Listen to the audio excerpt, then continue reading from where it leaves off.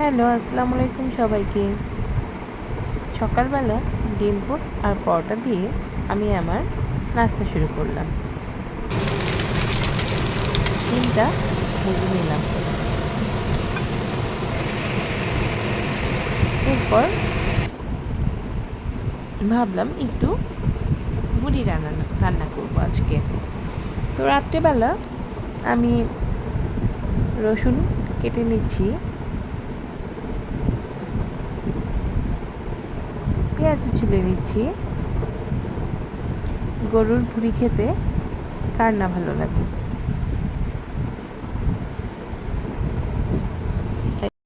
আমি একদম নতুন নতুন ব্লগ বানাচ্ছি, সবাই আমাকে সাপোর্ট করবেন।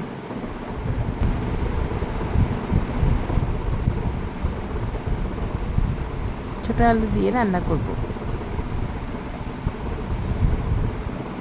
কাটাকাটি করতে করতে বাসার একটা নতুন সদস্য এসে আমার দরজায় ডাকছে।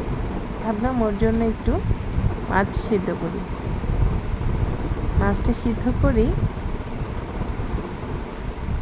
খাবারটা ঠান্ডা করেই আমি আমাদের বিল্ডিংয়ে যে নতুন সদস্য থাকে তাকে দিয়ে দিই। এই যে চলে আসছে আমাদের বাসার নতুন সদস্য, ওকে আমি মাঝে মাঝেই খেতে দিই। আমাদের বিল্ডিংয়ে মোট 4টা বিড়াল থাকে, তার মধ্যে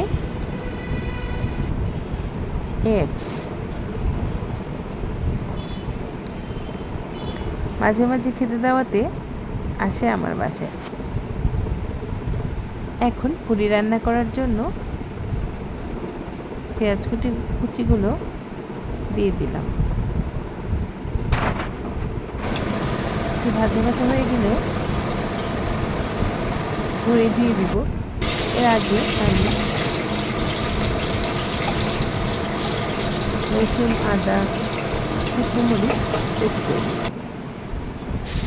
পেঁয়াজ ভাজা ভাজা হয়ে গেলে ভুড়িগুলোকে দিয়ে দেবো। এগুলো সিদ্ধ করা।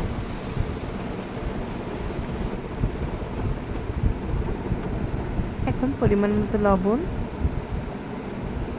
হলুদ, ধনে গুঁড়া, জিরা গুঁড়া,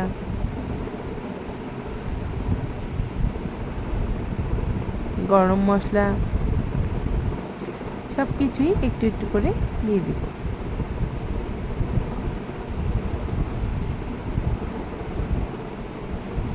তেজপাতা দিয়ে দিলাম। এখন বেশ কিছুক্ষণ কষিয়ে নেব।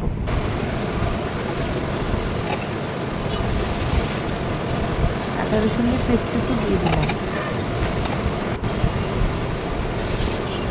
পরিমাণ মতো পানি দিয়ে প্রেসার কুকারে সিদ্ধর জন্য দিয়ে দিব।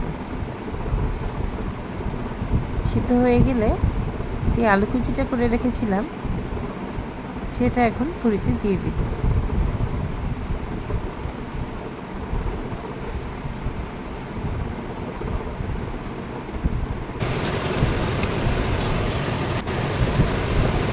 দেখলাম ভুড়িটা সিদ্ধ হয়ে গেছে, সামান্য লবণ কম হয়েছে, সেই জন্য লবণ দিয়ে দিলাম। এরপর যেহেতু ভুড়ি বারবার গরম করতে হবে, কড়াইয়ে ঢেলে